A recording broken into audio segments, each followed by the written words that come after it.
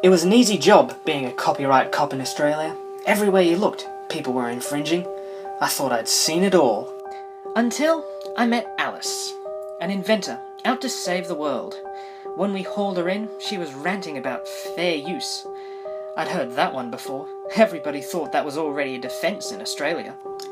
But Alice was armed with a 2014 report by the Australian Law Reform Commission that recommended that Australia introduce a fair use exception to copyright infringement.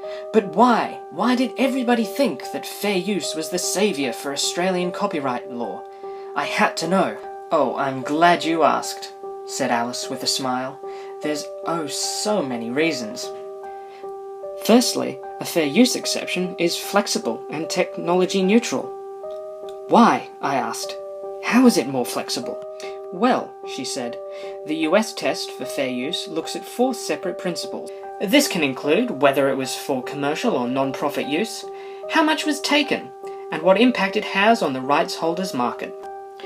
The court will then explore the factors, weigh the results, and determine whether the use was fair. However, the exception isn't tied to any specific prescribed use or technology. This allows the law to better adapt to new or emerging technology, or new commercial and consumer practices. But why is that any better than our fair dealing exceptions? I asked. Well, let me explain. Australia's current fair dealing exceptions are so specific and complex.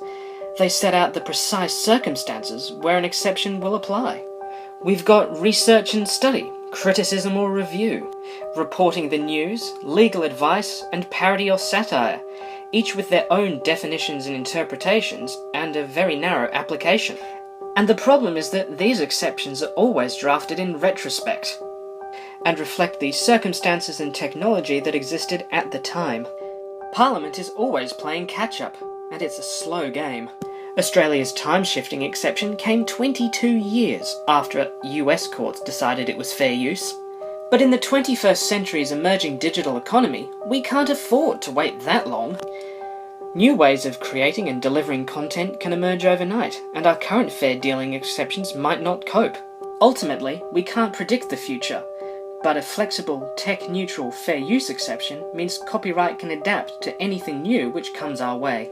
Well, fine, I grumbled. What else is fair use good for? I'm glad you asked. Fair use could also encourage innovation. Currently, unless my use falls within the fair dealing, I can't use any unlicensed copyright material, even if my use is innovative or socially useful.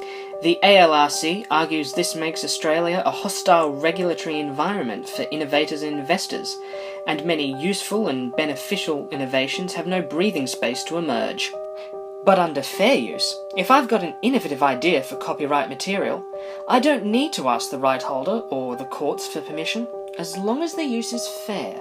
This is particularly important for public interest and transformative uses, which involve using copyright material for a different purpose than originally envisaged by its creator. Take, for example, Google Books, a transformative, public interest innovation made possible by free use. Although scanning and uploading books is, on its face, a copyright infringement, it created a new and efficient way for people to find books. It preserved old or out-of-print publications, and increased access to knowledge for people with print disabilities.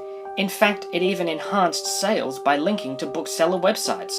The Law Reform Commission believes that without a fair use exception, Australia will miss out on many other public interest or transformative innovations, including accessible text formats for blind or vision impaired persons, third-party copyright material incorporated into online education courses, and using orphan works, copyright material with no identifiable owner. Ultimately, copyright provides incentive to innovate by giving rights holders a limited monopoly over their works. But that monopoly should not extend indefinitely, or into markets that the original creator had no intent to exploit. A fair use exception gives breathing room for new works and new productive innovations that make use of other copyright materials. Darn, I thought. I was convinced. Fair use is flexible, tech-neutral, and promotes innovation. Are there any more arguments in favour of fair use? I asked. Oh, plenty more, she said, but you'll need to read them for yourself. But all I could think was, fair use, not only the exception that Australia deserves, but also the exception that it needs.